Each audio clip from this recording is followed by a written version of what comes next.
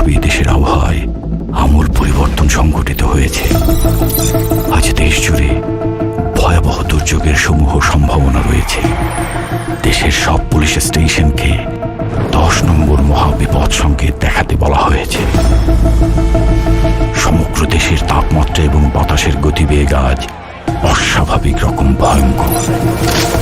সমগ্র দেশবাসীকে তাই আজ যে যেখানে অবস্থান করছেন সেখানেই অবস্থান করতে অনুরোধ জানানো যাচ্ছে।